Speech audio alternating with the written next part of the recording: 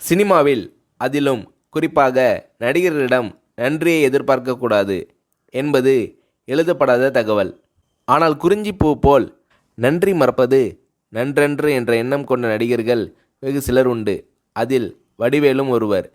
ஏறிய ஏணியை எட்டி உதைக்கின்ற காலத்தில் தன் வாழ்வில் ஒளியேற்றிய ராஜ்கிரனுக்கு வடிவேலு அவர்கள் உதவி செய்ததாக ஒரு செய்தி உண்டு. அந்த உணர்வு எப்படி வந்தது?